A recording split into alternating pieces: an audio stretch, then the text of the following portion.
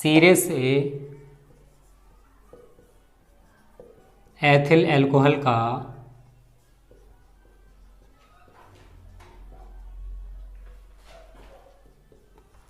औद्योगिक उत्पादन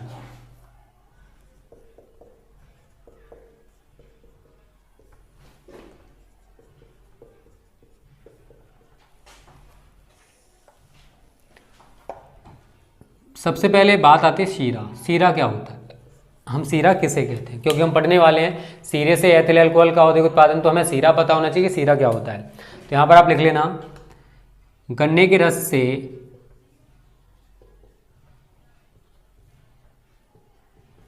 सुक्रोज प्राप्त करने के पश्चात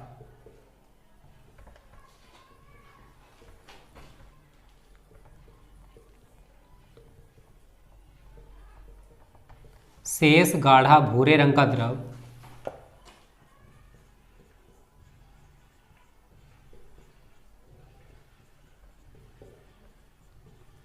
शीरा कहलाता है।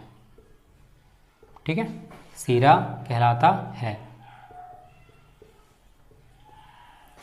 इसमें लगभग 40%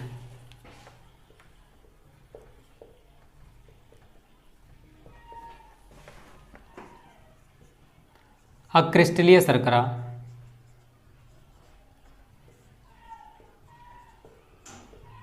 घुली रहती है।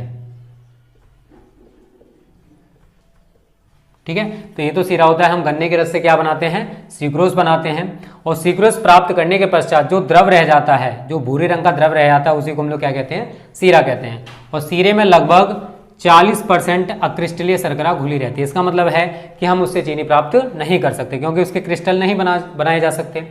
तो ये तो हो गया शीरा के गन्ने के रस से सुक्रोज प्राप्त करने के पश्चात शेष गाढ़ा भूरे रंग का द्रव क्या कहलाता है फ्रेंड्स, शीरा।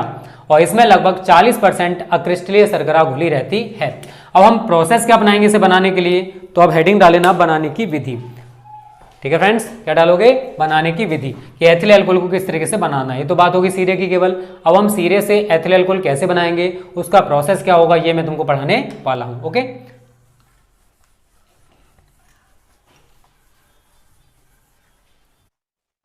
तो फ्रेंड्स, शीरे से हम एथिल अल्कोहल कैसे प्राप्त करेंगे, उसका प्रोसेस क्या होगा, उसका मेथड क्या होगा, ये मैंने यहाँ बोर्ड पर लिख रखा है। ठीक है ना। तो अगर हमें शीरे से एथिल अल्कोहल बनाना है तो उसके हमें 5-6 प्रोसेस अपनाने पड़ेंगे, 5-6 मेथड्स उसके लिए करने पड़ेंगे। तो फ्रेंड्स, पहला प्रोसेस, पहला मेथड क्या है, देखो हमने जो शीरा ले रखा है उसकी सांद्रता कितनी है, 40% है। मैंने बोला था 40% अक्रिस्टलीय शर्करा घुली रहती है। तो सबसे पहला काम हमने क्या किया है, शीरे में हमने जल मिला दिया। क्या मिला दिया, जल। और जल मिलाने से जो शर्करा की सांद्रता थी वो घटकर कितनी रह गई, अब 8 से 10%। पहले कितनी परसेंट थी फ्रेंड्स, 40% थी, लेकिन हमने उसमें इतना जल मिला लिया कि उसकी सांद्रता जो है वो घटकर अब कितनी रह जाएगी, 8 से 10%। ठीक है। अब दूसरा पॉइंट क्या है, इसमें अल्प मात्रा में तनु H2SO4 मिलाकर इसको सड़ने से बचाया जाता है व अम्लीय माध्यम प्रदान किया जाता है। देखो तनु H2SO4 मिलाने से हमें 2 फायदे होंगे। पहला क्या, कि जो विलयन हमने ले रखा है वो सड़ेगा नहीं, और दूसरा फायदा क्या, इसको अम्लीय माध्यम प्रदान हो जाएगा। जो विलयन हमने ले रखा है उसको कैसा माध्यम मिल जाएगा, अम्लीय माध्यम। तो पहला पॉइंट क्या है, जल मिलाना है। दूसरा पॉइंट क्या है, इसमें तनु H2SO4 मिलाना है। तीसरा पॉइंट क्या है, इसमें आवश्यकता अनुसार बेकिंग पाउडर NaHCO3 मिलाते हैं, जिससे शीघ्रता से, अब देखो फ्रेंड्स, हमने जो विलयन ले रखा है इसकी जो क्रिया होगी वो कहलाती है किण्वन, और किण्वन की क्रिया ईस्ट कोशिकाओं के मध्य होगी। किसके बीच होगी, ईस्ट कोशिकाएं। ठीक है, ईस्ट कोशिकाओं के बीच इन किण्वन की क्रिया होने वाली है। तो तीसरा पॉइंट हमें क्या अपनाना है, इसमें आवश्यकता अनुसार बेकिंग पाउडर मिलाते हैं। अब बेकिंग पाउडर मिलाने से क्या होगा, जो ईस्ट कोशिकाएं थी ये बढ़ने लगेंगी। क्या होगा, ईस्ट कोशिकाएं वृद्धि करेंगी। क्या करेंगी, वृद्धि करेंगी। तो तीसरा पॉइंट क्या कहता है, इसमें आवश्यकता अनुसार बेकिंग पाउडर NaHCO3 मिलाते हैं, जिससे शीघ्रता से ईस्ट कोशिकाएं वृद्धि कर सकें। ठीक है, तो ये हमारा तीसरा पॉइंट हो जाएगा। चौथा पॉइंट क्या है फ्रेंड्स, ईस्ट कोशिकाएं। अब ईस्ट कोशिकाएं हैं, अभी वृद्धि कर रही है, इसका मतलब क्या होगा, सजीव होंगी, और सजीवों के लिए किसकी जरूरत होती है, भोजन की। तो चौथा पॉइंट क्या है, ईस्ट कोशिकाओं के भोजन के रूप में, किसके रूप में, भोजन के रूप में हमने इसमें क्या मिलाएंगे, अमोनियम फॉस्फेट। क्या मिलाएंगे, अमोनियम फॉस्फेट, क्योंकि ये सजीव कोशिकाएं हैं, और सजीव कोशिकाओं को किसकी जरूरत पड़ती है फ्रेंड्स, भोजन की। तो भोजन के रूप में इसमें हम क्या मिलाते हैं, अमोनियम फॉस्फेट, NH4 का whole thrice PO4 ammonium phosphate का सूत्र होगा। ठीक है, 4 पॉइंट्स हो गए। 5वें पॉइंट में क्या है, अब ये सजीव हैं तो हम क्या करेंगे, विलयन को हमें गर्म रखना है। क्या करना है फ्रेंड्स, विलयन को हमें गर्म रखना है। गर्म कितना, 25 से 37 डिग्री सेल्सियस। कितना रखना है, 25 से 37 डिग्री सेल्सियस। और विलयन को अगर हमें गर्म रखना है तो इसमें क्या प्रोवाइड करना पड़ेगा फ्रेंड्स, भाप। तो विलयन में हम समय समय पर क्या प्रोवाइड करेंगे, भाप। तो 5वें पॉइंट में क्या होगा, विलयन को हमें गर्म रखना है और विलयन को गर्म रखने के लिए हम इसमें समय समय पर क्या प्रोवाइड करेंगे, भाप। क्या प्रोवाइड करेंगे, भाप। अब ईस्ट कोशिकाएं सजीव होती हैं, सजीवों के लिए रेस्पिरेशन श्वसन की क्रिया होती है और श्वसन की क्रिया वायु की प्रेजेंस में ही पॉसिबल है। तो 6वां पॉइंट क्या कहता है, ईस्ट कोशिकाओं के श्वसन हेतु विलयन में समय समय पर क्या प्रोवाइड करते हैं फ्रेंड्स, वायु। क्या प्रोवाइड करते हैं, वायु। तो ये 6 पॉइंट्स हैं। इन 6 पॉइंट्स के बाद क्या होने वाला है मैं आगे बताऊंगा। ये 6 पॉइंट्स आपको याद रखने हैं। पहला पॉइंट जल मिलाना है, दूसरा पॉइंट तनु H2SO4, तीसरा पॉइंट बेकिंग पाउडर, चौथा पॉइंट इसमें भोजन के रूप में अमोनियम फॉस्फेट, 5वां पॉइंट भाप और 6वां पॉइंट वायु। अब ये पूरा का पूरा प्रोसेस हमने खत्म कर लिया। उसके बाद फ्रेंड्स क्या क्या होने वाला है आगे वो देख लीजिए। ठीक है,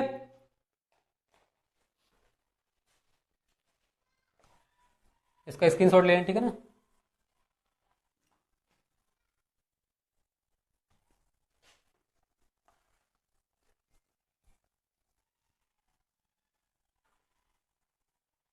देखो ये पूरा का हमने पूरा का पूरा प्रोसेस खत्म किया। इस प्रोसेस में हमें 2 एंजाइम प्राप्त होते हैं। एक तो प्राप्त होगा इन्वर्टेस और एक प्राप्त होगा जाइमेस। ठीक है, उपरोक्त परिस्थितियों में जी हमें क्या क्या प्राप्त होगा, एक तो इन्वर्टेस एंजाइम प्राप्त होगा और दूसरा जाइमेस। ठीक है ना, तो जो इन्वर्टेस एंजाइम है ये स्यूक्रोज का जल अपघटन, लिख लेना, इन्वर्टेस एंजाइम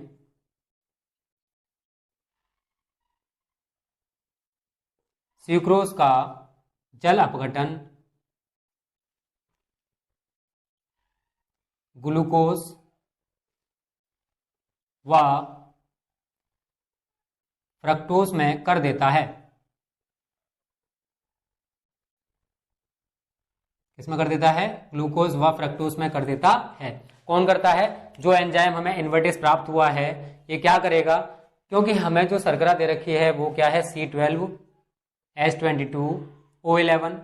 अब हमने इसमें जल प्रवाहित किया तो H2O से क्रिया करेगा। तो क्या होगा, यहाँ पर इन्वर्टेस एंजाइम लिख लेना और नीचे लिख लेना ईस्ट से प्राप्त। ये एंजाइम हमें कहाँ से प्राप्त हुआ था, ईस्ट कोशिकाओं से। कहाँ प्राप्त हुआ था, ईस्ट कोशिकाओं से।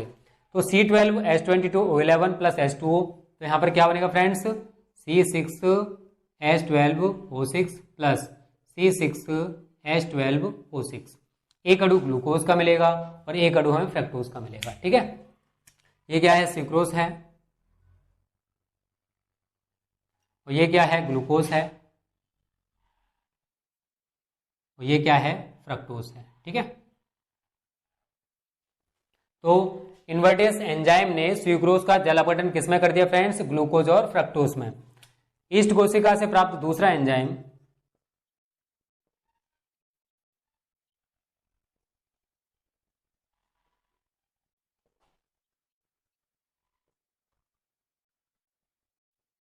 जाइमेस होता है।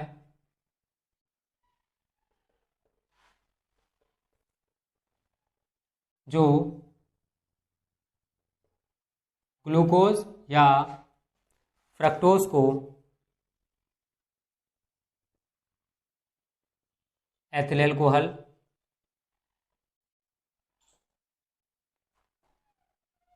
व CO2 में किण्वित कर देता है। क्योंकि किण्वन की क्रिया है तो क्या कर देगा, ये किण्वित कर देगा या परिवर्तित कर देगा, किण्वित कर देता है।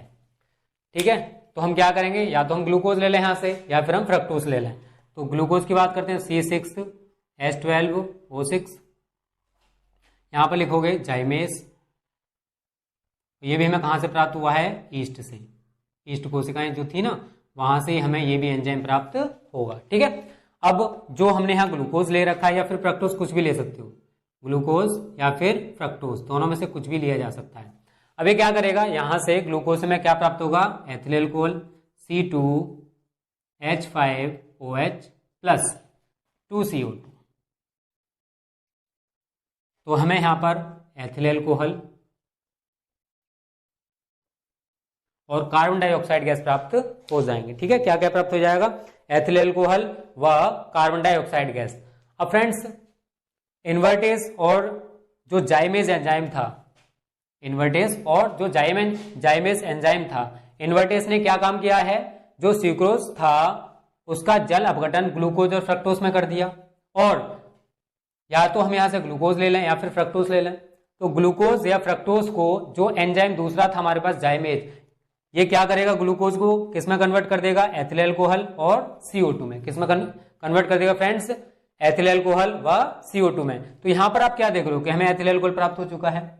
तो अब इस क्रिया में जो CO2 गैस निकल रही थी, इसको हम कलेक्ट कर लेंगे, एकत्रित कर लेंगे, और जो किण्वन की क्रिया के द्वारा हमें जो विलयन प्राप्त होगा उसको हम कहते हैं वास या वोल्ट। क्या कहते हैं फ्रेंड्स?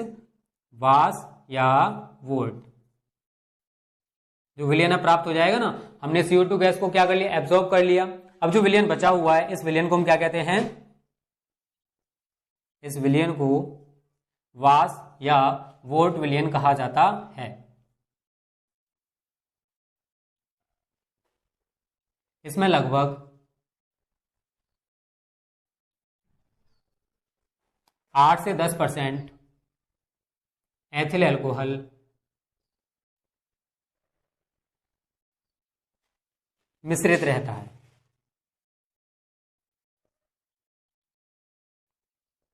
ठीक है फ्रेंड्स, तो क्या हुआ हमारे पास?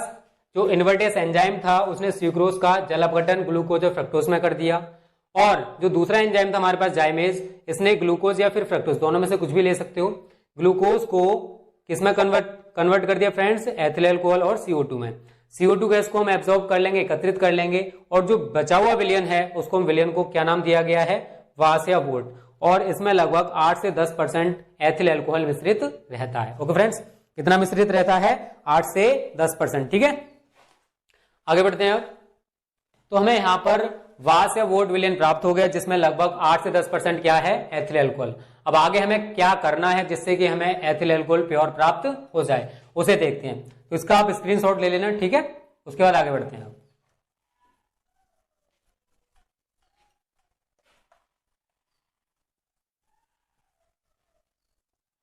आगे हम क्या करते हैं? एक प्रोसेस होता है जिसको कैफे भबका बोलते हैं। तो यहां लिखेंगे प्राप्त विलयन का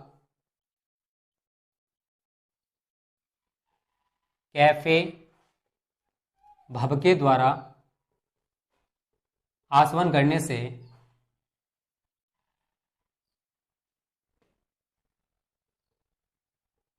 लगभग 90% शुद्धता का एथिल एल्कोहल प्राप्त हो जाता है। ठीक है, इस प्रोसेस को याद रखना, कैफे भबका प्राप्त हो जाता है। इसका पुनः आसवन करने से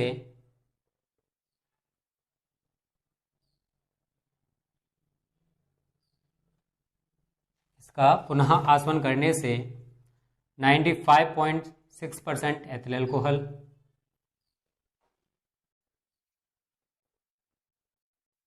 तथा 4.4% जलयुक्त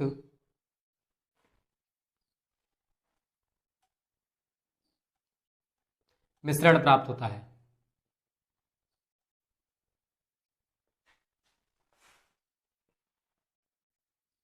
जिसे आसवन विधि से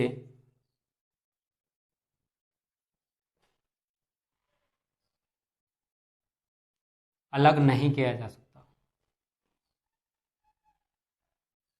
अलग नहीं किया जा सकता। ऐसे अल्कोहल को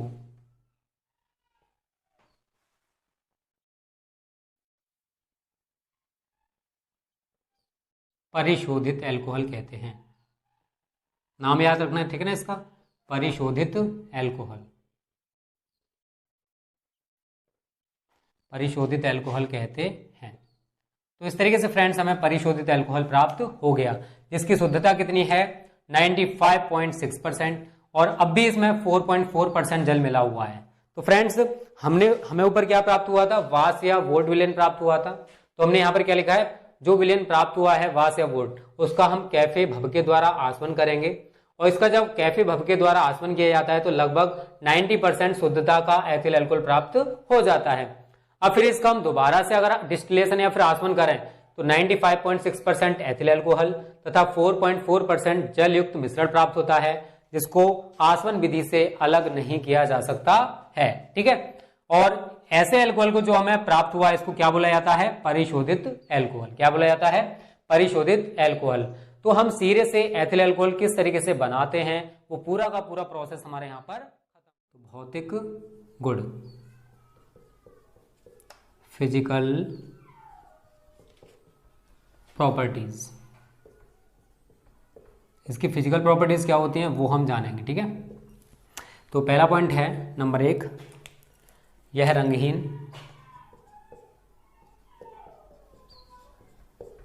कोमा स्प्रिट जैसी गंध वाला, स्प्रिट देखी होगी शायद आपने यहाँ सूंघी होगी, स्प्रिट जैसी गंध वाला,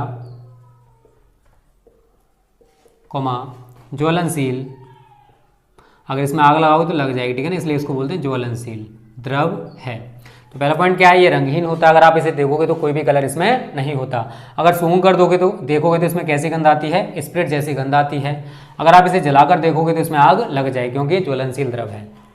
नंबर 2, इसके स्थिर क्वाथी मिश्रण का क्वथनांक। स्थिर क्वाथी पता है ना, जो मैंने बोला था ना 95.6% एथिल अल्कोहल और 4.4% H2, ये जो मिश्रण है इसको हम क्या बोलते हैं, स्थिर क्वाथी मिश्रण। क्या बोलते हैं, स्थिर क्वाथी मिश्रण। तो इसके स्थिर क्वाथी मिश्रण का क्वथनांक 78.13 डिग्री सेल्सियस तथा शुद्ध एथिल अल्कोहल का क्वथनांक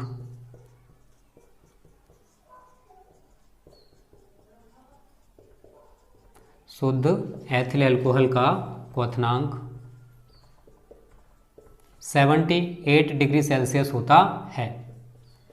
ठीक है, कितना होता है, 78 डिग्री सेल्सियस होता है।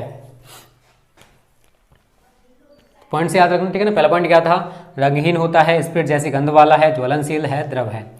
और जो इसका स्थिर क्वाथी मिश्रण है जो मैंने आपको बताया है 95.6% एथिल अल्कोहल तथा 4.4% जल, इसको क्या बोलते हैं हम लोग, स्थिर क्वाथी मिश्रण। तो इस स्थिर क्वाथी मिश्रण का क्वथनांक कितना होता है फ्रेंड्स, 78.13 डिग्री सेल्सियस। और जो शुद्ध एथिल अल्कोहल होता है इसका क्वथनांक कितना होता है, 78 डिग्री सेल्सियस। तीसरा पॉइंट है, यह मादक द्रव है। जो शराब होती है ना उसमें एथिल अल्कोहल ही मिला होता है, तो यह मादक द्रव है। इस पॉइंट को याद रखना, ठीक है ना। तो एथिल अल्कोहल के ये कुछ फिजिकल प्रॉपर्टीज थी जो कंप्लीट हो चुके हैं। ओके फ्रेंड्स, आगे बढ़ते हैं अब इसके रासायनिक गुणों के बारे में। इसका स्क्रीनशॉट ले लेना, ठीक है ना। जो भी मैं यहाँ पर लिखा करूँ उसका स्क्रीनशॉट जरूर ले लिया करूँ। ओके फ्रेंड्स, तो अब पढ़ते हैं केमिकल प्रॉपर्टीज, रासायनिक गुण।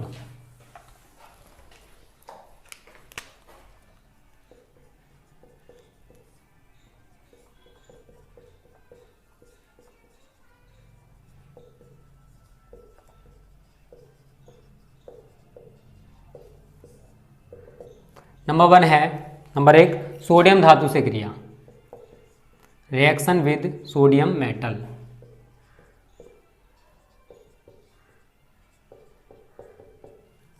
देखो किस तरीके से सोडियम धातु से क्रिया होगी वो हम पढ़ेंगे अब। एथिल अल्कोहल का सूत्र क्या होता है, C2H5OH। किससे क्रिया कर रहा है, सोडियम धातु से, 2Na। ठीक है ना, कितना लेना पड़ेगा यहाँ पर, हम इसको हीट करेंगे, 2Na लेना पड़ेगा। तो इसके आगे 2 लगा लो, तो देखो क्या बन जाएगा, सीधे सीधे देखना, सीधी सीधी रिएक्शन है। तो 2C2H5O, बस यहाँ तक लिखना आपको, H से मतलब नहीं है। तो 2C2H5O, 2C2H5O, उसके बाद ये Na है, Na लगा दो, प्लस अब देखो यहाँ पर H बचा हुआ है, कितने H लगे बचे हुए हैं, अभी H 2 बचे हुए हैं, तो हम इसको क्या लिखेंगे, H2, या फिर इसको क्या बोल सकते हैं, हाइड्रोजन गैस। क्या बोल सकते हैं, हाइड्रोजन गैस। तो इसका नाम है सोडियम एथॉक्साइड। ठीक है। तो इसका नाम आपको बता ही चुका हूँ, एथिल अल्कोहल है, शुरू से पढ़ते आ रहे हैं। इसका नाम क्या है, सोडियम धातु है। तो यहाँ पर क्या लिख सकते हो कि एथिल अल्कोहल को जब सोडियम धातु के साथ गर्म किया जाता है तो सोडियम एथोक्साइड प्राप्त होता है और हाइड्रोजन गैस मुक्त होती है, ठीक है ना। तो पहली क्रिया हमारी सोडियम धातु से किस तरीके से हुई है समझ आ गया होगा, बहुत सिंपल रिएक्शन, कुछ भी नहीं इसमें। दूसरा पॉइंट है सांद्र H2SO4 से क्रिया, सांद्र H2SO4 से क्रिया। अब देखो एथिल अल्कोहल सांद्र H2SO4 से दो प्रकार से क्रिया करेगा।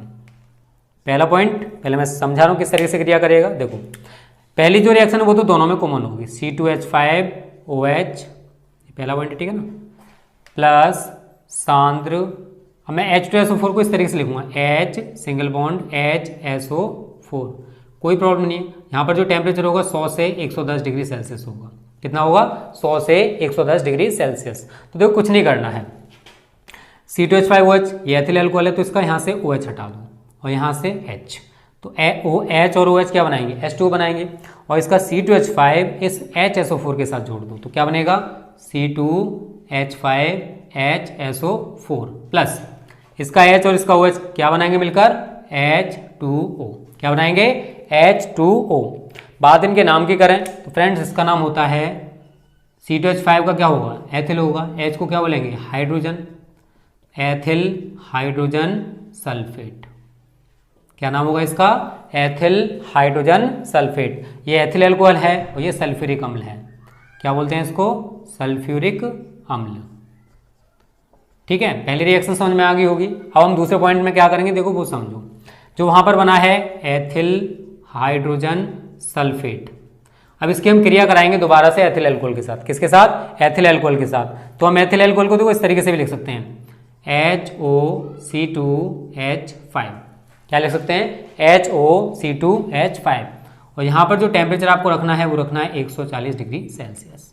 कितना रखना है, 140 डिग्री सेल्सियस। अब देखो बहुत सिंपल रिएक्शन है, ये क्या था जो हमारे यहाँ पर बना था उसको उठाकर हमने यहाँ रख दिया, एथिल अल्कोहल C2H5OH लिया, तो कुछ नहीं करना आपको, HSO4 और इसका H क्या बन जाएगा फ्रेंड्स, H2SO4 बन जाएगा। और देखो C2H5O C2H5, तो क्या क्या मिलेगा यहाँ पर हमें, C2H5O C2H5 plus H2SO4 H2SO4। तो इसका नाम क्या है फ्रेंड्स, डाई एथिल ईथर, क्या है, डाई एथिल ईथर, ठीक है। उसका नाम सल्फ्यूरिक अम्ल है, इसका नाम डाई एथिल ईथर है। ये क्या था, एथिल अल्कोहल था। तो एक बार और समझ लो, सांद्र H2SO4 से दो प्रकार से क्रिया होगी। पहले प्रकार से मैं दिखा रहा हूँ कि एथिल अल्कोहल को हमने सांद्र H2SO4 के साथ 100 से 110 डिग्री सेल्सियस ताप पर गर्म किया, ठीक है।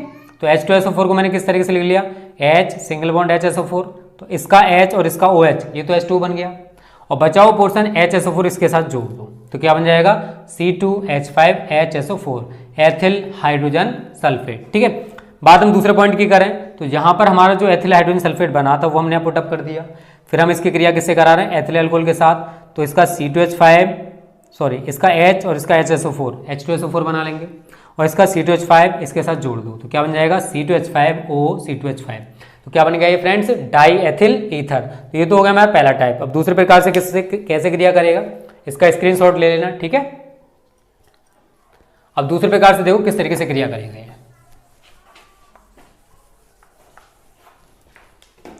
पहला पॉइंट मैंने क्या बोला था, तो दोनों में सेम है।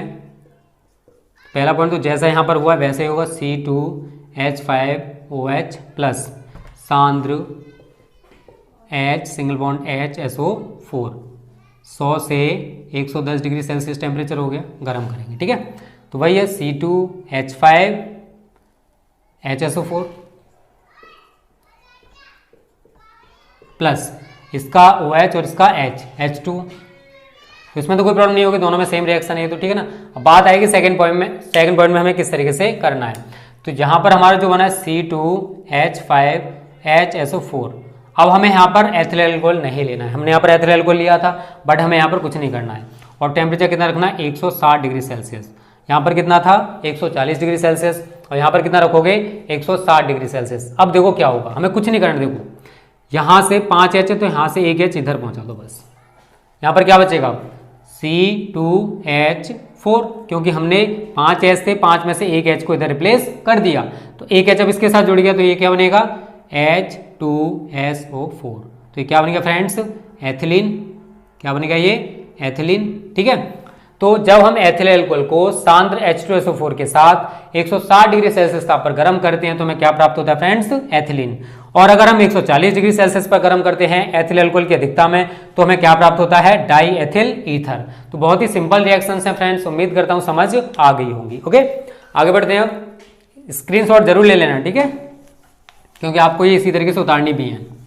जैसे मैं तैयारी करा रहा हूं वैसे करते रहो, बहुत ही मजा आएगा पढ़ने में फ्रेंड्स। तीसरा पॉइंट है PCl3 व PCl5 से क्रिया।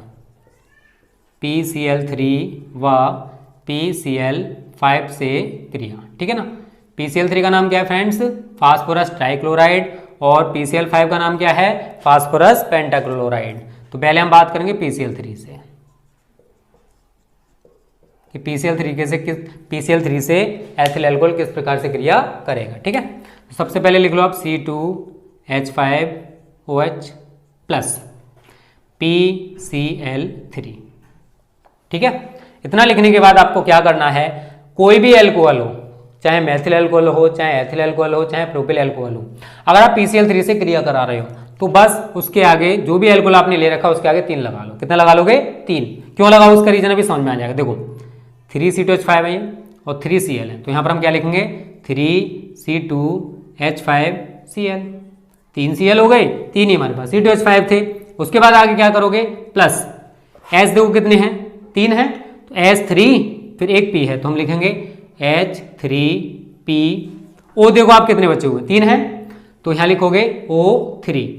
तो जब आप एथिल अल्कोहल की क्रिया PCl3 से कराओगे तो हमें क्या क्या मिलेगा फ्रेंड्स, C2H5Cl का नाम क्या है, एथिल क्लोराइड। क्या है, एथिल क्लोराइड, और इसका है आर्थो फास्फोरस अम्ल। आर्थो फास्फोरस अम्ल,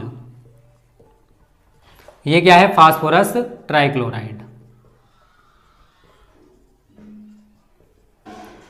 ये तो होगी PCl3 से क्रिया। तो यहां पर क्या लिखोगे आप कि जब हम एथिल अल्कोहल की क्रिया PCl3 से कराते हैं तो एथिल क्लोराइड व आर्थो फास्फोरस अम्ल प्राप्त होता है। ये तो हमारी पहली क्रिया हो गई। बात अगर हम दूसरी क्रिया की करें, PCl5 से क्रिया, देखो रिएक्शन विद PCl5, ये भी बहुत सिंपल रिएक्शन है, जो तरीका बता रहा हूं उस तरीके से लिखना तो और ज्यादा इजी हो जाएगी। C2H5OH, अब हम PCl5 को इस तरीके से लिखेंगे, PCl3 लिख लिया, एक Cl हमने यहाँ लगा दिया और एक Cl हमने यहाँ लगा। अब ऐसे लिखने से फायदा क्या होगा, देखो इसका C2H5 है, इसका C2H5 इस Cl के साथ जोड़ दो, तो क्या बनेगा, C2H5Cl प्लस P है, ये O है, PCl3 के बीच में वो लगा दो, PCl3 के बीच में वो लगा दो, तो POCl3 बनेगा प्लस, और यहाँ पर क्या रहेगा H और यहाँ पर क्या रहेगा Cl प्लस HCl। इस तरीके से लिखोगे तो ये फायदा हो जाएगा, किस तरीके से रिएक्शन हो रही है वो आपके समझ में आ जाएगी। ओके फ्रेंड्स, तो ये था हमारा फास्फोरस पेंटाक्लोराइड।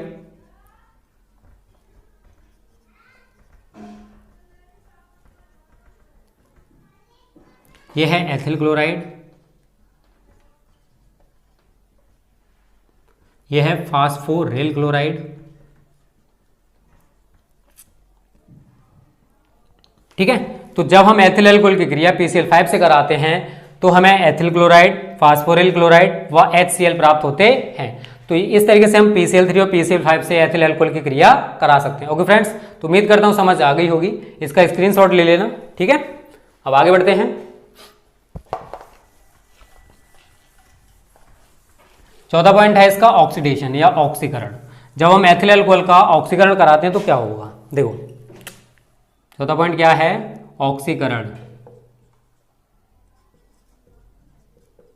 इंग्लिश में कहते हैं ऑक्सीडेशन। ठीक है, तो एथिल अल्कोहल किस तरीके से ऑक्सीकृत होता है वो देख लो।